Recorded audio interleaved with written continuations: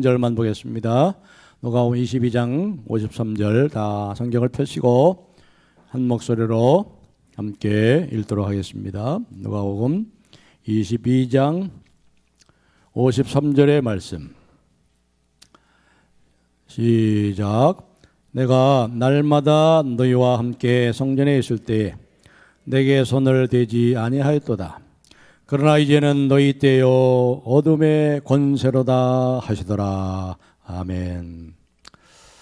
오늘 이 말씀을 가지고 갈보리로 인도하소서, 골고다 갈보리로 인도하소서, 이런 제목으로 오늘 종료주일 이제 고난주간 한 주간이 시작됩니다. 예수님에게 있어서 가장 참 비장한 각오를 하시고 한 주간의 이 예수님의 사역을 보면 예수님이 얼마나 힘들어하셨나. 예수님은 별로 힘들어한 적이 없었어요.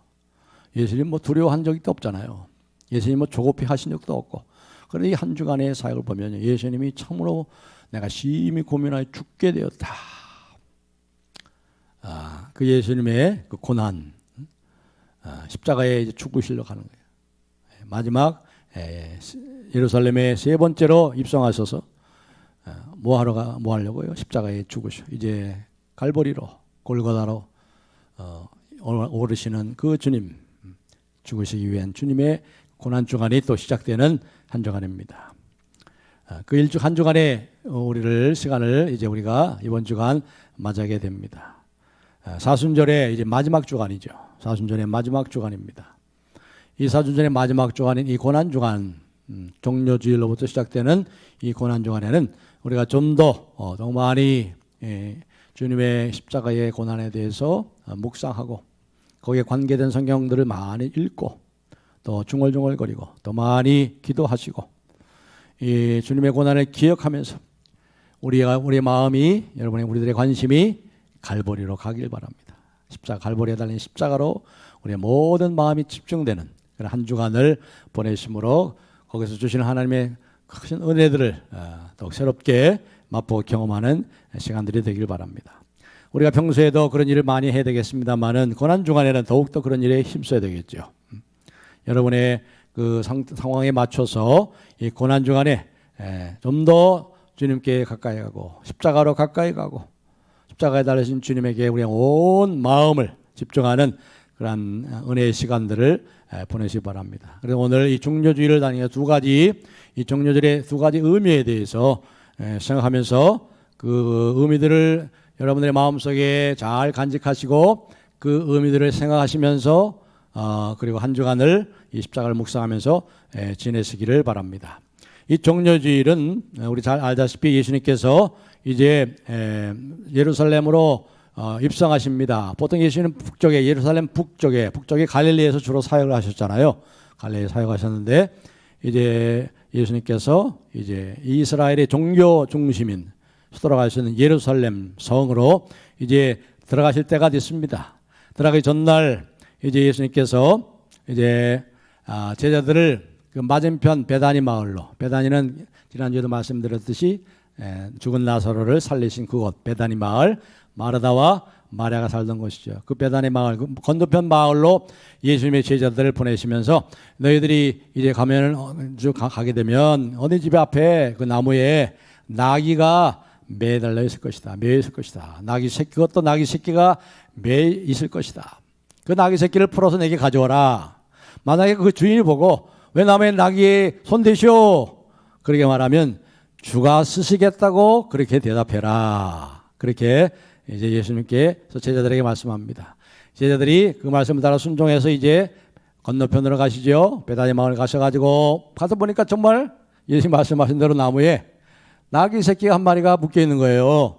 그래서 풀어서 가져오려고 그러니까 주인이 여보시오 왜 남의 나귀에 손대시오? 그러니까 이 제자들이 뭐라고 그래요? 예수님 말씀대로 주님이 쓰시겠다고 하십니다. 이렇게 대답하니까 그러니까 아무 말도 안 하고 가져가시오. 그래서 이제 그 나귀 새끼를 예수님이 가져왔습니다. 그리고 나귀 새끼를 가져오셔서 그 나귀 새끼 예수님이 이제 등에 타셨어요. 예수님이 타셨어요. 왜 이러한 말씀들이 여기 나옵니까? 왜 예수님이 이렇게 하셨을까요? 이것은 이미 수백 년 전에 이미 스가랴 선지자를 통해서, 스가랴 예언자를 통해서 하신 말씀을 다 이루시려고 그 말씀을 성취하시려고 예수님께서 그렇게 하셨죠. 스가랴서 9장 9절을 한번 보겠습니다. 우리 화면에 보시면 다 나오는데 한번 읽겠습니다. 오늘 우리 교동문에도 나왔죠. 시작.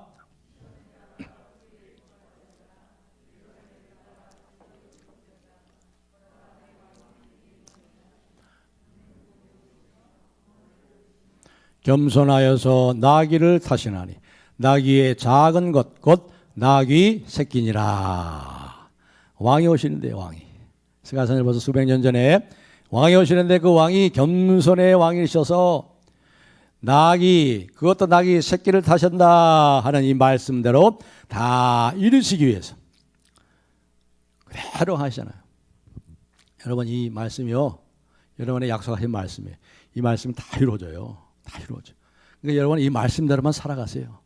이 말씀대로 살아가시면요, 이 말씀대로 이루어지는 것을 여러분이 경험하게 됩니다. 그래서 말씀의 능력을 체험하게 됩니다. 그래서 말씀을 붙잡게 됩니다. 말씀 있으면 다 되는 겁니다. 바로 말씀이 하나님이십니다. 말씀을 듣는 것이 하나님의 음성을 듣는 것이고, 말씀을 사랑하는 것이 하나님을 사랑하는 것이고, 말씀에 순종하는 것이 하나님께 순종하는 거예요. 말씀이 다 이루어집니다. 다 이루어집니다. 바로 그 말씀을 성취하시려고 벌써 수천 년 전부터 많은 선지자를 통해서 메시아가 오신다, 왕이 오신다, 하나님의 아들이 구원자가 오신다, 그렇게 말씀하신 그 말씀이 스가랴 선지자를 통해서 수백 년 전에 하신 말씀을 이루시기 위해서 메시아가 오신다. 메시아는 다른 말로 하면 기름 부음 받은 왕이에요. 왕, 구원자, 하나님의 아들, 왕 중의 왕. 그런데 여러분, 왕이 타면 뭘 타요? 적어도 말을 타야죠. 힘센 말. 아주 그 말이 멋있잖아요. 그요. 말이, 그렇죠? 말이 멋있잖아요. 적어도 마차를 타야죠. 마차. 삼두마차. 세 마리의 말이 끄는 삼두마차, 황금마차를 타야 왕이 아닙니까? 그런데 여기 예수님은 왕이신데 뭘 탔어요? 나귀. 그것 나귀 새끼. 생각을 해보세요. 여러분, 예루살렘에 입성하시는데, 이제 예루살렘 입성하시는데 성지순례 예루살렘을 가보신 분은 아시겠지만, 예루살렘이 어디요? 산 위의 도시 아닙니까? 산 위에 있으니까 그 계곡이잖아요. 계곡 꼬불꼬불 가잖아요. 좁은 길에. 그러니까 생각을 해보세요. 나귀, 그것도 나귀 새끼를 타시고 말이에요. 예수님이 그 예루살렘 성으로 그 올라가시는 그 광경을 한번 여러분 머릿속에 한번 그려보세요. 얼마나 우스꽝스럽습니까? 뒤뚱 하면서 말이죠. 이 나귀 새끼를 타고 올라가시는 그 모습. 적어도 왕의 위엄과는 어울리지 않죠. 왕의 권위와 왕의 권력과는 어울리지 않는 그런 모습을, 그런 이미지가 우리에게 그려지죠. 여러분, 보통 말을 탄 사람, 일제시대 때도 기마 순사 있잖아요. 순사들이 경찰이 말 탔을 때 위압감을 느끼잖아요. 어떤 위압감을 느끼고, 그것도 전신 무장하라고 말이죠. 말에 타 있는 그 장군, 화려한 예복을 입고 올라오는 그 왕을 상상해 보십시오. 위압감을 느껴가지고 당장 그 앞에 무릎을 꿇고 엎드리게 할 만큼 그러한 위험이 느껴지지 않습니까? 그런데 여기 예수님께서는 왕이신데, 그것도 왕 중의 왕이시, 온 세상의 왕이신데 나귀 새끼를 탔다 이 말이죠. 그 모습이 참으로 어울리지 않습니다. 아주 우스꽝스럽습니다. 왜 그러한 모습으로 예수님이 오신다고 말씀하셨을까요? 요한은 대조적으로 예수님이 오시는 것과 대조적으로, 예수님은 동쪽으로부터 들어오세요. 예루살렘 동쪽문을 향해서 들어오시는데, 그 반대편의 예루살렘 서쪽을 향해서 그날 어떤 일이 일어난지 아십니까?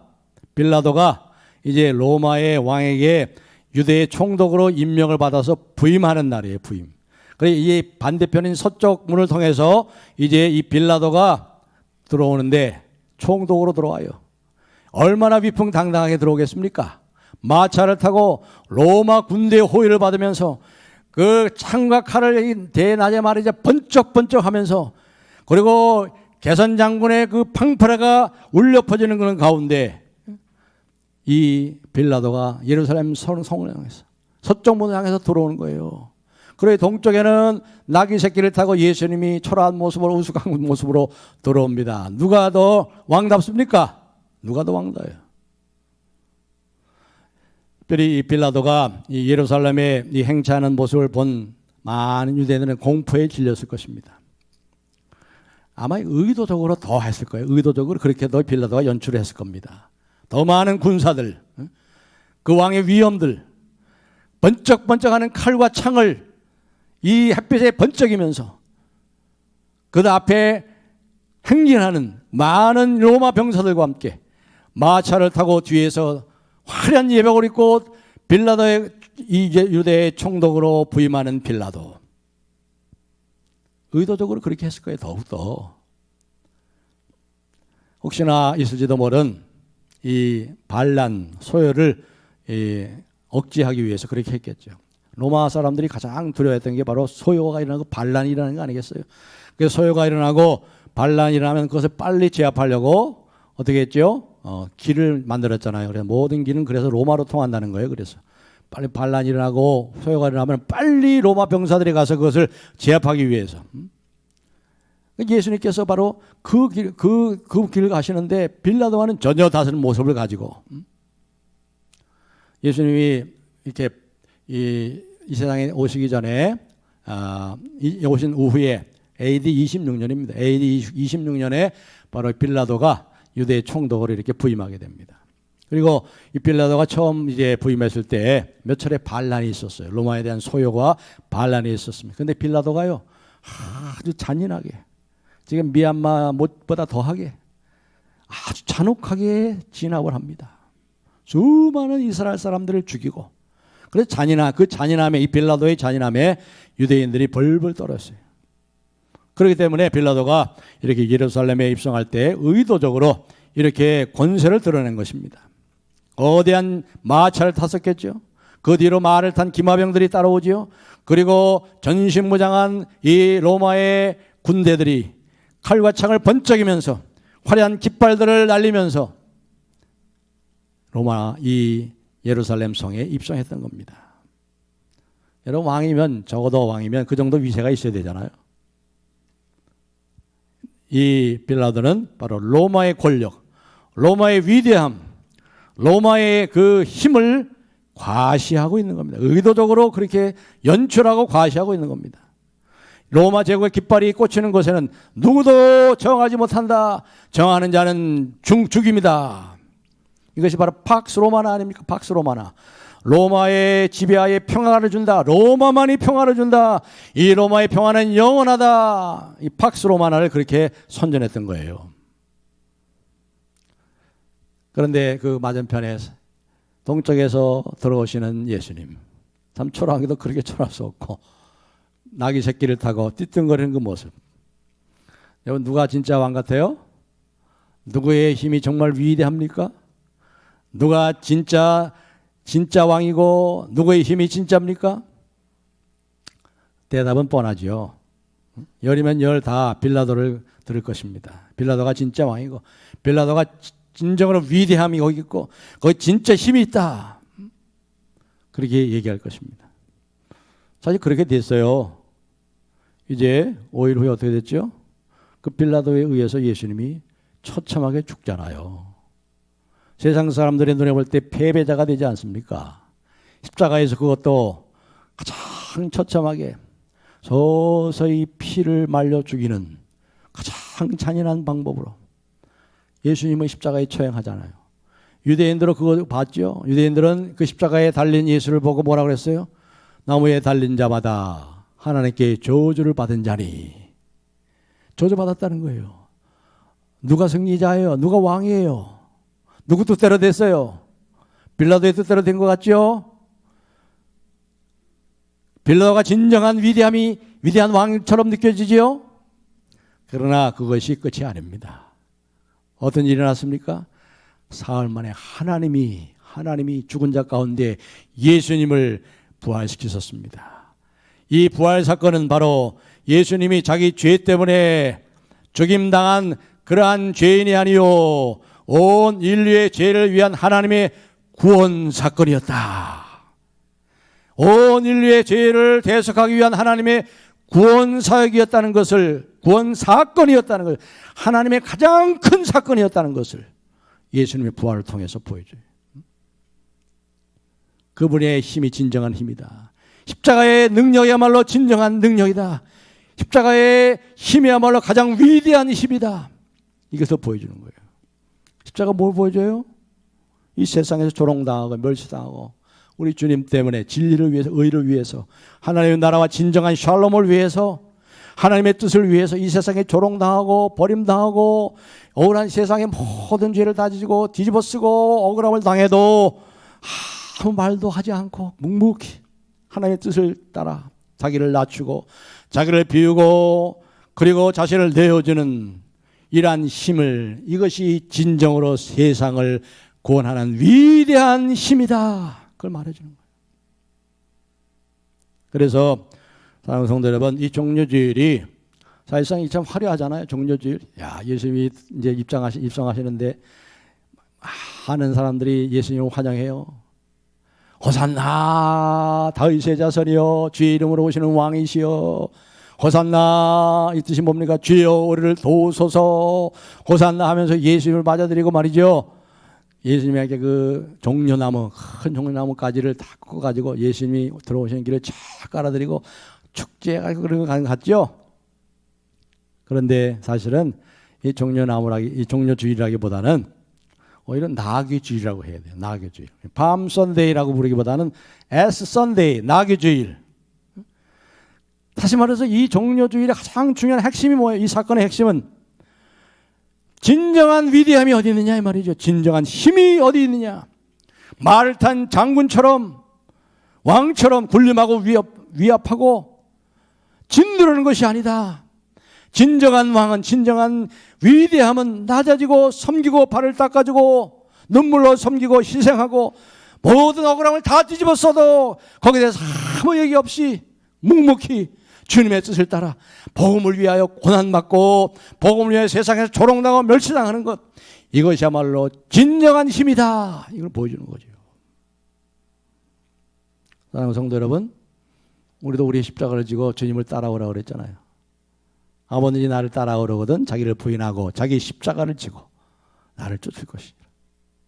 세상의 높은 자리에 앉아서 떵떵거리고 부리고 명령하고 권력을 휘두르고 내로남불하고 이게 아니라 이 말이에요. 여러분에게 권력을 줬으면 그 권력으로 섬기라 이 말이죠. 겸손하게 섬기라 이 말이에요. 예수님처럼. 여러분에게 돈을 주셨으면, 맡기셨으면 그 돈을 가지고 베풀고 나누고 섬기고 이래 사용하라는 거지요. 남을 짓누르고 내가 올라서는 것이 아니라 의를 위해서 핍박을 받는 자리까지, 주님과 복음을 위해서 고난받는, 참으로 낮아지고 또 낮아져서 무릎을 꿇고 발을 씻고 섬기는 사람 말이, 그 사람이야말로 가장 위대한 사람이요, 그 사람이야말로 천국에 정말 큰 자다 말이에요. 우리 초기 한국교회, 우리 조선의 한국의 선교사님들의 일화를 보면 참 감동적인 많은 선교사님들의 그 일화가 있습니다. 그 중에 오늘 진정한 위대함이 누구에게 있는가, 진정한 힘이 무엇인가를 이 서서평 이 선교사님을 통해서 우리가 밝히 볼 수 있어요. 이 서서평 선교사님의 원래 이름은 엘리자베스 세핑입니다. 독일에서 출생했어요. 1880년 독일에서 출생한 엘리자베스 세핑인데 이름이 한국 이름 서서평으로 이름이 바뀌었습니다. 은혜가 한번 제가 말씀드린 적이 있는 것 같아요. 이분의 이 서서평 선교사님 영화도 만들었어요. 영화도 나왔어요. 그 영화를 보신 분이 계신지 모르겠습니다. 1880년 독일에서 출생을 했는데 출생하자마자 얼마 안 돼서 어머니가 자기를 버리고 다른 남편을 쫓아가 나가버렸어요. 미국으로 이민 가버렸어요. 그러니까 9세 때 홀로 돼가지고 말이죠. 이 엄마를 찾겠다고, 자기를 버리고 도망간 엄마를 찾겠다고 미국으로 같이 또 이민을 간 거예요. 1889년도에. 미국으로 가서 이제 어떤 그 부모에게 입양이 됐습니다. 입양이 돼가지고 했는데 또 원래 카톨릭 신자였는데 입양될 때는 카톨릭 신자였는데 개신교로 또 바꿨어요. 개신교로 이제 개종했다고 해가지고 새로 입양한 엄마로부터 또 버림을 당한 거예요. 2번 버림을 당했죠. 자기를 낳아준 엄마로부터 버림당해. 자기를 사랑해서 입양했던 또 엄마로부터 또 버림당해. 그래가지고 홀로 이제 서기를 해가지고 이제 미국에서 이제 간호학을 전공했어요. 그래서 간호사가 됐어요. 간호사가 되고 이제 미국의 남장로교 하는 신학교에 들어가서 이제 신학 공부를 하고 1912년도 그러니까 32살 때죠. 32살 때 이제 조선에 이제 의료 선교사, 간호 선교사로 들어왔어요. 그래 이제 어디에서 사역을 시작했냐면 전라도 광주에서 시작했습니다. 광주의 제중원이라고 있죠. 광주의 제중원 병원. 거기 병원에서 이제 간호사로 일하면서 많은 선교 사역을 했습니다. 여자들을 데려다가 이제 간호사 훈련을 시키고 처음으로 간호학 책, 간호 교과서를 처음으로 집필한 분이 바로 이 서서평 선교사입니다. 조선 간호부회를 만들었어요. 오늘날의 대한간호사협회입니다. 오늘날의 대한간호사협회를 이 서서평 선교사님이 조선 간호부라는 그러한 회를 이제 창립을 했습니다. 그래서 10년간 회장으로 지내면서 이제 국가 간의 간호협회 이런 많은 가입을 위해서 노력을 많이 했죠. 그리고 특별히 이제 여자기 때문에 여성들에 대해서 많은 관심을 가지고 그 당시에 배우지 못한 우리 한국 여성들이 조선의 여성들이 얼마나 많았습니까? 그 조선 여성들을 데려다가 이제 공부를 가르치고 하는데 그때 설립한 학교가 이일학교예요. 이일학교. 그 이일학교인데 그 이일학교가 오늘날의 한일 장신대가 바로 그 당시 이일학교입니다. 그리고 이제 부인 졸업회도 만들었어요. 부인 졸업회는 오늘날의 여전도의 연합회입니다. 여전도의 연합회를 부인 교력회라고 이렇게 창립을 했습니다. 여성 계몽과 복음 전파를 위해서 많은 수고했어요. 그리고 나서 이제 또 뭘 했냐면 고아 사역을 많이 했어요. 사람들이 거들떠보지 않은 고아들, 또 거지들, 또 특별히 문둥병자들. 그 당시 문둥병들이 많았단 말이에요. 그 한센병자들을 거두어서 교육을 시키고 버려진 고아들 13명과 그 다음에 문둥병자 한 사람을 자기의 친자녀로 입양을 했습니다. 친자녀. 13명의 고아하고 1명의 문둥병자를. 친자식으로 입양해가 친자식처럼 키웠어요. 그래 늘 무명 배옷을 입고 고무신 차림에 보리밥과 된장찌개, 이 된장국을 먹는 푸른 눈의 선교사 서서평. 그는 그랬어요. 자기는 조선인처럼 산 것이 아니고 조선인으로 산다. 조선인처럼 사는 게 아니고 나는 조선인으로 살겠다. 복음을 위해서, 이 조선의 복음화를 위해서 나는 조선인으로 살겠다. 그렇게 했어요. 그래가지고 가진 것을 다 나눠줬어요. 다 나눠줍니다. 그리고 정작 자신은 1932년 52세의 나이에 영양실조와 과로와 풍토병으로 해서 세상을 떠나서 주님 품으로 갔어요. 52살인데 굉장히 늙었죠. 얼마나 고생했으면 저렇게 늙었을까. 요즘에 52살이면 팽팽합니다. 영양이 하도 좋아가지고 또 관리를 잘해가지고. 근데 52살에 저렇게 늙었어요. 이번에 돌아가실 때도 자기 시신까지도 줬어요. 이것을 그 제중병원에 두면서 내 시신을 해부해서 이 병원의 연구자료로 쓰십시오. 자기 몸까지 다 줬어요. 심지어 남을 때 세상에 떨어 남은 유산이 뭐냐? 남은 유산은 동전 7전. 동전 7전 해봐 얼마나 되겠어요? 돈 7만원이나 될까요? 강냉이 가루 2홉. 그리고 거린에게 주고 남은 담요 반장. 자기 몸까지 다 주고. 그래서 장례식을 결었는데 광주 시민장으로 장례식을 치렀습니다. 1932년 장례식을 치르는데 1000명의 사람들이 1000명 이상의 사람들이 모여가지고 시민장을 하는데 어머니 어머니 하면서 통곡을 하는데 그 어머니 하는 통곡 울음소리가 마치 천둥소리 같았다. 진정한 예수의 정신으로 십자가의 정신으로 살던 이 엘리자베스 세핑 서서평 선교사님. 그래서 이 남장로교에서는 파송한 남장로교에서는 남장로교가 파송한 가장 위대한 선교사 7인 중에 한 사람으로 선정했어요. 여러분 무엇이 진정한 힘입니까? 빌라도입니까? 예수님입니까? 나귀 새끼를 탄 예수입니까? 이게 종려주일의 가장 중요한 의미예요. 낮아지는 거 섬기고 조롱을 당해도 대꾸하지 않고 내가 목사인데 내가 장로인데 내가 어른인데 다 내려놓고 오직 주님만 바라보면서 십자가를 바라보면서 뭐라 그래도 조롱을 당해도 대꾸하지 않고 멸시를 당해도 모든 억울함을 다 뒤집어쓰고 낮아지고 비워지고 희생하고 심지어 자기의 목숨까지 우리를 위해서 내주신 그분이야말로 진정한 왕이시고 거기에 진정한 위대함과 진정한 힘이 있는 거예요. 그것이 세상을 구원하는 거예요. 오늘도 이 세상을 구원하는 것은 십자가밖에 없습니다. 그 십자가의 정신 외에는 없는 거예요. 이제 두 번째로 이 종려주일에 생각할 것은요. 이 종려주일에 보면은 참 아이러니컬한 것이 예수님이 호산나 하고 예수님이 그렇게 활용했던 무리들이 그 다음날에 바로 그 다음날 어떻게 했죠? 예수를 십자가에 못 박아 죽이소서 그렇게 박편했어요. 기가 막혀. 그렇게 환영했던 그들이 그 다음날 빌라도의 법정 앞에서 예수를 죽이소서. 종려주일 날 그렇게 예수님 앞을 환영하고 호산나 다윗의 자손이여 우리를 도우소서 호산나 그들이 예수님을 죽이라고 소리쳤던 바로 그 사람들. 여러분 이 종려주일에 오늘 이 시간에 저와 여러분들 우리 예배자들이 어떻게 한순간에 이렇게 변할 수 있을까? 우리의 모습을 한번 보라는 거예요. 바로 우리의 모습이라는 거예요. 그것이 죄인된 모습이라는 거예요. 죄인된 인간의 모습이라는 거예요.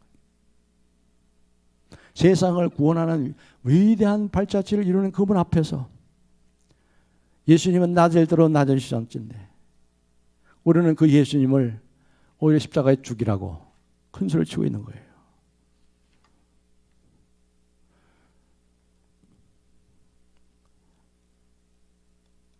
우리 한번 빌립보서를 한번 보겠습니다. 빌립보서 2장 5절부터 8절. 바로 이것이 종려주일에 예수님의 두 번째 우리 주는 귀한 말씀입니다. 한번 다 같이 한번 읽어보겠습니다. 시작.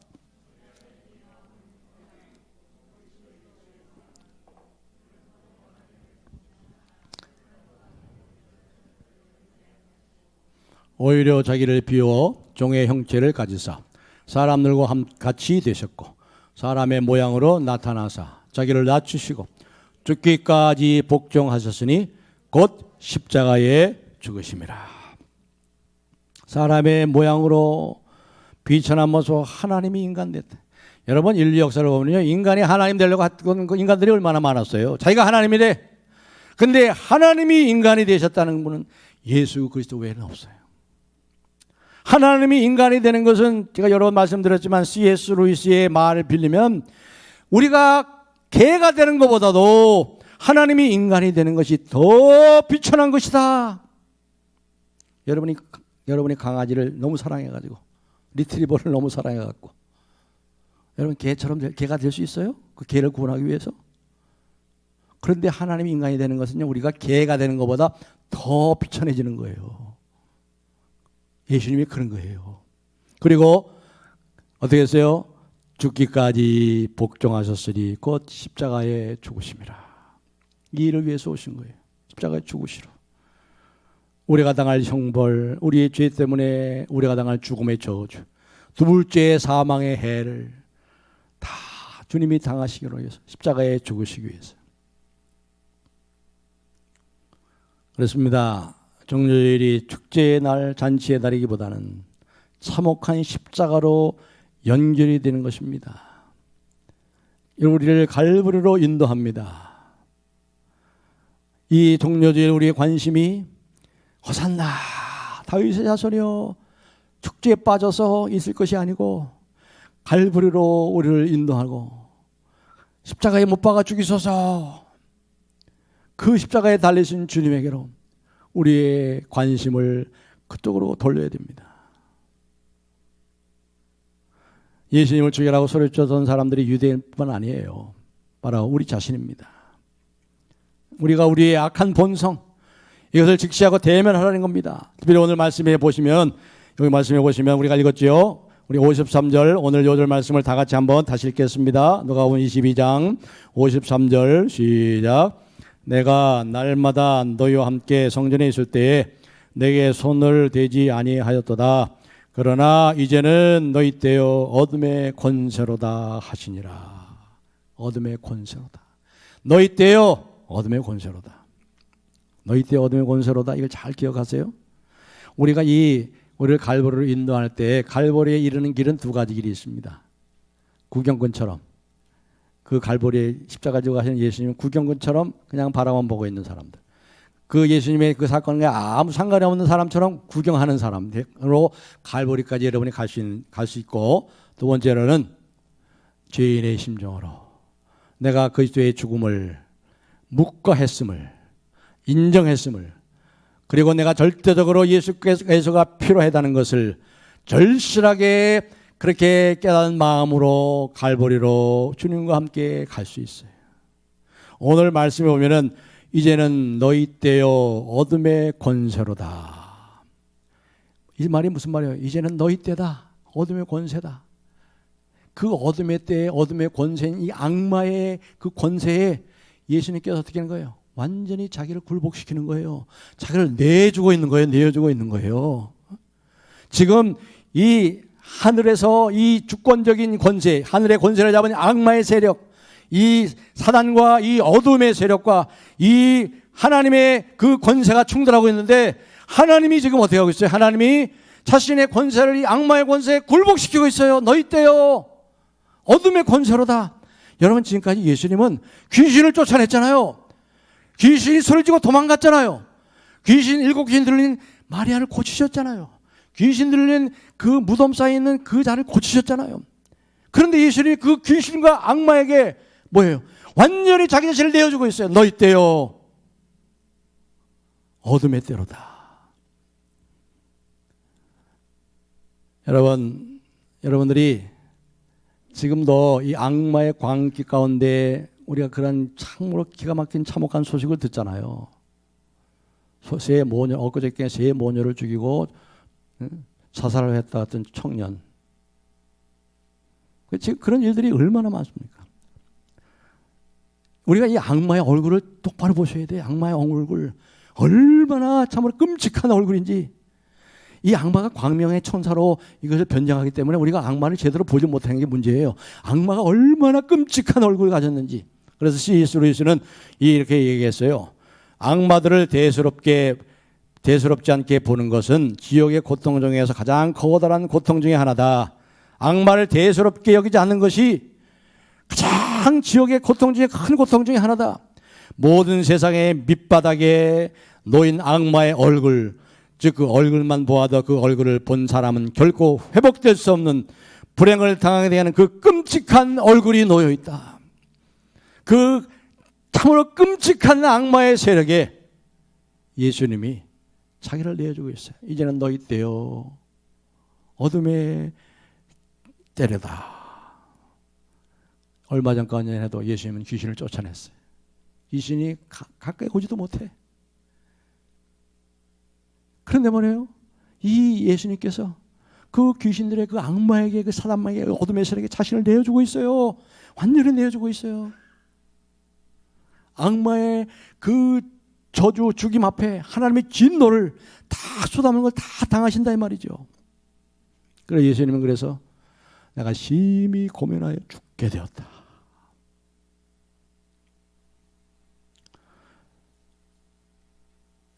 한 마디 예를 들고 말씀을 맺겠습니다. 독일의 화가 가운데 로비스 코린트라는 화가가 있어요. 로비스 코린트. 이 화가 이름을 잘 기억하세요. 제가 이 그림을 보여드리고 싶은데 보여드릴 수가 없어요. 너무나 민망해가지고. 아주 유명한 화가입니다. 로비스 코린트. 독일 화가입니다. 로비스 코린트. 이번에 작품 가운데 1907년도 작품이 위대한 순교라는 작품이 있어요. The Great Martyrdom. 위대한 순교. 예수님 십자가에 달리신 그 장면. 죽임당하는 그 장면을 그림을 그린 아주 위대한 화가입니다. 로비스 코린트가 이 그림 그렸는데 원래 이 로빈스 코린트는요, 이 어려서부터 그 아버지한테 많이 학대를 받고 자랐어요. 그러다가 이제 어머니가 이혼해가지고 또 어머니가 다른 남편과 결혼했는데 그 둘째 의붓 아버지한테도 또 학대를 당하면서 그렇게 자랐습니다. 그러다가 20살 때 다행히 그 의붓 아버지가 이 로빈스 코린트가 그림에 재능이 있는 그걸 알고 미네에 있는 그림 학교에 보냈어요. 그래서 그때부터 이제 꽃을 피우게 됐죠. 그림이 많이 그렸는데 그분이 색채가 아주 강렬합니다. 그 자기가 학대받은 그런 것이 있어서 그런지 모르지만은 그래서 그분이 이제 따라간 게 표현주의예요, 표현주의. 그 그림을 그리는데 표현하는데 표현주의 아주 강렬하게 표현합니다. 아주 색깔이 얼마나 강렬한지, 얼마나 그 색깔이 생생한지. 그래 표현주의의 작가인데 그 작가의 그림 가운데 아까 말한 위대한 순교. 그걸 제가 여기 보여드리고 싶어도 못 보여드려요. 여러분이 개인적으로 네이버에 들어가셔가지고 로빈스 코린트 위대한 순교 딱 치면 그 그림이 나옵니다. 그 그림을 한번 나중에 보시기 바랍니다. 그 그림을 보면은요, 예수님께서 이 십자가에 처형당하시는데 얼마나 그 적극적으로 생생하게 그 충격적인 모습으로 표현하고자 혼신의 노력으로 그 작품을 완성했는지를 우리가 볼 수 있습니다. 십자가의 고통을 보통 우리가 예수님 얼마나 아프셨을까? 못이 못 자고 대못을 박으시고 머리에 가시관 쓰시고 그리고 옆구리에 창자국과 발에 그대의 못을 박아서 얼마나 아프셨을까. 6시간 동안 서서히 피를 말려 죽이는 이 참혹한 십자가에 얼마나 아프셨을까. 고통했을까. 우리가 이렇게 신체적인 고통에 대해서 많이 생각하죠. 그런데 이 로빈스 코린트는 정신적이고 심리적인 그런 측면에까지 그런 고통에 대해서 아주 생생하게 그리고 아주 충격적으로 그렸어요. 누가복음 23장 11절이라든가 누가복음 23장 25절부터 38절까지 보면은요, 예수님이 거기서 얼마나 정신적으로 심적으로 업신여김을 당하고 조롱을 당하고 침뱉음을 당하고 뺨을 맞고 말이죠. 네가 유대인의 왕이냐 빈정대고 네가 유대인의 왕이면 너를 한번 구원해 봐. 침뱉고 뺨을 때리고 말이죠. 이런 침뱉고 뺨을 때리는 게 이게 아픈 거 아니잖아요. 이게 심적으로 정신적으로 얼마나 수치를 주고 고통을 주는 거예요. 그래서 그 위대한 순교라는 이 작품에 로빈스 코린트는 이 두 가지 측면, 신체적인 고통과 이 정신적이고 심적인 고통임을 다 표현했습니다. 어떻게 표현한지 아세요? 4명의 로마 병졸이 예수님을 십자가에 답니다. 그런데 2명의 병졸은 예수님의 발에 못질을 하고 있는 장면이 그렸는데 못질을 하는데 그 장면이 너무나도 끔찍하고 충격적입니다. 예수님의 가느다란 발, 그 뼈만 닿게 남지 않은 발에다가 못으로 박는데 그 망치가 얼마나 큰지 엄청난 큰 망치를 가지고 그 못을 그 예수님의 그 뼈만 남은 가느다란 발에다 박고 있어요. 마치 철로 작업하는 인부가 사용하는 그 연장 같은 큰 망치와 그 못으로 예수님의 가느다란 뼈만 남은 그 발에다가 박고 있습니다. 신체적인 고통을 극대화해서 그린 거죠. 그리고 예수님이 또 다른 2명의 병졸의 그림이 그려져 있습니다. 예수님이 어떤 상태인지 아세요? 제가 보여드리지 못하는 이유를 여러분이 찾아서 보면 알 겁니다. 예수님은 완전히 발가벗겼어요. 완전히 발가벗깁니다. 인간으로서 지켜야 할 최소한의 부분까지도 가려야 될 것까지도 다 박탈하고, 그리고 2명이서 말이죠. 한 명은 그 예수님의 그 부분을 이렇게 뚫어지게 쳐다보고 있는 거예요. 쳐다보면서 실실 웃고 있어. 그리고 위에서 그 손가락을 가지고 예수님의 그 부분을 가르치면서 그 둘이 서로 눈길을 마주쳐가면서 시시덕거리고 있는 거예요. 예수님이 얼마나 조롱을 당하고 얼마나 정신적으로 극한의 수치를 당하고 있느냐. 그 2명의 볼들을 통해서 그렇게 그리고 있는 거예요. 로빈스 코린트는 표현주의 작가답게 예수님의 인류 구원을 위해서 당했던 그 고통과 정신적이고 심적인 그 조롱과 수치를, 물론 영적인 고통은 표현을 못했지만 적나라하게 표현한 겁니다. 그 예수님을 죽이는 처형하는 것은 얼마나 참혹하고 얼마나 비참하고 얼마나 수치스럽고 조롱받는. 뭐라 그래서 예수님이 너 이때요 어둠의 때로다. 그 어둠의 세력에 예수님은 자기를 다 내줬어요. 왜요? 저와 여러분을 그 악마의 저주로부터 건지시려고. 우리가 그 어둠으로 들어가야 되잖아요.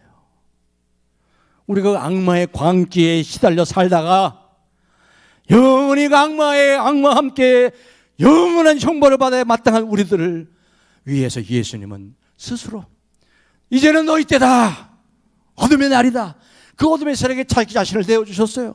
어둠의 세계로 들어가셔서 그 참혹한 십자가의 처형을 다 당하신 거예요. 그래서 이제 저와 여러분은 사단 마귀 악마가 우리 손도 못 대요. 여러분과 저를 손도 못 대. 이걸 기억하시란 말이죠. 이 갈보리로 인도하소서.